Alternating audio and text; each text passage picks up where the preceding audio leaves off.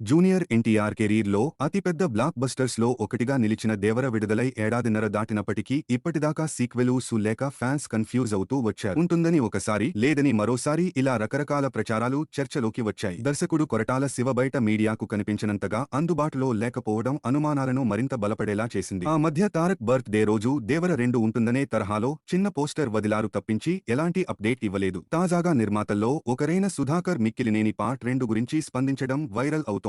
జనగాంలో జరుగుతున్న ఒక festival event లో పాల్గొన్న సుధాకర్ స్టేజ్ మీద యాంకర్ అడిగిన ప్రశ్నకు సమాధానమిస్తూ మే నుంచి దేవర 2 మొదలవుతుందని, వచ్చే ఏడాది రిలీజ్ చేస్తామని వేదిక సాక్షిగా హామీ ఇచ్చారు. మీ అంచనాలను మించిపోయేలా బ్లాక్ బస్టర్ అవుతుందని కూడా చెప్పేశారు. అంటే ప్రశాంత్ నీల్ మూవీ అయ్యాక జూనియర్ ఎన్టీఆర్ చేయబోయే సినిమా ఇదేనని క్లారిటీ వచ్చేసినట్టే. నిర్మాణం, పోస్ట్ ప్రొడక్షన్ ఎంత లేదన్నా ఏడాదికి పైగా సమయం పడుతుంది కాబట్టి 2027 దసరా లేదా దీపావళికి దేవర 2 నిమిషాలు చూడొచ్చు. అయితే ఆ టైంకంతా మళ్లీ హైప్ సృష్టించడం కొరటాల టీం ముందున్న అతి పెద్ద బాధ్యత. ఇన్సైడ్ టాక్ ప్రకారం దేవర 2కి సంబంధించిన కొంత భాగం గతంలోనే షూట్ చేశారు. తర్వాత తారక్ వార్ 2 కోసం బిజీ కావడంతో దీన్ని పక్కన పెట్టాల్సి వచ్చింది. అందులోనూ ప్రశాంత్ నీల్ ని వదులుకుంటే మళ్లీ దొరికే పరిస్థితి లేకపోవడంతో వెంటనే దానికి షిఫ్ట్ అయిపోయారు. విశ్వసనీయ సమాచారం మేరకు దేవర 2 స్క్రిప్ట్ దాదాపుగా లాకైపోయింది. ఫస్ట్ పార్ట్ మీద వచ్చిన కామెంట్స్ ని సీరియస్ గా తీసుకున్న టీం ఇప్పుడీ సీక్వెల్లో ఎలాంటి కంప్లైంట్స్ కి ఆస్కారం ఇవ్వకుండా అన్ని జాగ్రత్తలు తీసుకుంటోందట. పెద్ద దేవర ఎలా చనిపోయాడు, వర ఎలా ప్రతీకారం తీర్చుకున్నాడు